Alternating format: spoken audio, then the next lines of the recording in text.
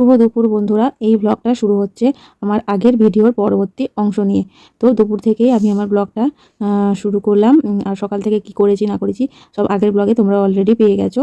তো দামোদর মাসের প্রথম দিন, তো তাই জন্যই ব্লগটা একটু বড় হয়ে গিয়েছিল। ও আর তার সঙ্গে ছিল দুটো এক্সট্রা কাজ, যেগুলো তোমাদের সঙ্গে শেয়ার করেছিলাম।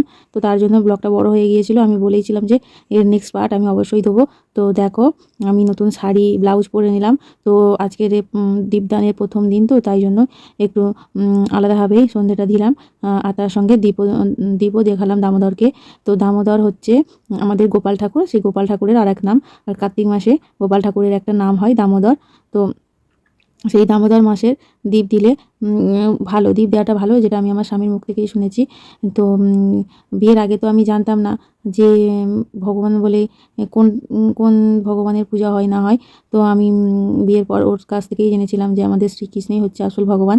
তো সেই থেকে সেই ভগবানেরই পুজো করে আসছি। আর এই দীপদানও আমি বিয়ের পর থেকেই করছি আর কি। তো দেখো, এদিকে আমি ঘি দিয়ে প্রদীপ দিলে তো খুবই ভালো, কর্পূর থাকলেও ভালো, কর্পূর দিলেও। তো ঘি দিয়ে দুটো প্রদীপ বানিয়ে নিলাম। ও যখন করবে তখন ও ওই প্রদীপটা জ্বালবে, আর আমি আমার মতন প্রদীপটা নিয়ে আমি দীপ দেখিয়ে দেবো। তো চলো আমার সাথে দেখো। আর আজকের না কেয়ানের দুটো বললাম না এক্সট্রা কাজ যোগ হয়েছে, তো আজকের কেয়ানের দুটো শীতের পোশাক আসবে। তো সেইগুলোই দেখবো যে ওর হয়েছে কি না হয়েছে। আর ওর পাপার এক্ষুনি ওই প্যাকেটটা কাটতে হবে। আর এইদিকে আমার দীপদানের সময়ও চলে যাচ্ছে। আমার তো একটা সময়ের মধ্যে কাজ করতে হয়। আর এই দেখো, আমার ব্লাউজের গায়ে স্টিকারটাও খোলার সময় পাইনি। তো সেটা একটু দেখা যাচ্ছিলো আর কি। আমার শাড়িতেও স্টিকার আছে, সেগুলো খোলার সময় পাইনি, তো খুলে দেবো। আর এই দেখো দীপ দেখাচ্ছি।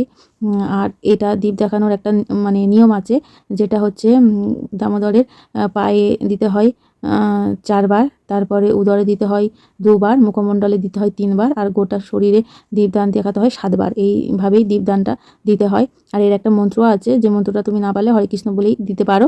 আর বা তুমি এই মন্ত্রটা নেটে সার্চ করে গানটাও তুমি বক্সে বা ফোনে চালিয়ে দিতে পারো। দিয়ে এটা দেখালে খুবই ভালো হয় আর কি। তো দেখো, আমার দীপদান দেওয়া হয়ে গেছে। আর আমি মন্ত্রটাও তো মুখস্থ আমার হয়নি, তো আমি হরে কৃষ্ণ বলেই দীপদান দেখিয়ে দিয়েছি।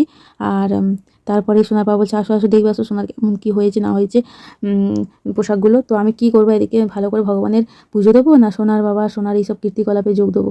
তো ওরা তো একটা ঘাম হয়েছে, ননুষ একটু ঘামটা মুছিয়ে ছেলের পড়াবো, সেও নাজেহাল হয়ে যাচ্ছে, পড়াতে পারছে না। তো আমি বকছিলাম যে আমি ভগবানের সেবাটা দিয়ে দিই, তারপরে তোমরা এইসব করবে না, ওদের এক্ষুনি সব করতে হবে। তো আমি সেই শাড়ি ছাড়ারও এখন সময় পাইনি। একেবারে এইসব ঝামেলা চুকে গেলে তারপরেই আমি নতুন শাড়িটা ছেড়ে আবার রান্নাবান্নার কাজে হাত দেবো। তো দেখো বন্ধুরা, ভিডিওটা কেমন লাগলো অবশ্যই জানিও। ভালো লাগলে লাইক কমেন্ট আর সাবস্ক্রাইব করতে কিন্তু একদম ভুলবে না। তো তোমরা কারা এই দামোদর মাসে দীপদান দিয়ে থাকো অবশ্যই আমাকে জানিও। আর আজকের জন্য তোমাদের থেকে বিদায় নিলাম। টাটা বন্ধুরা।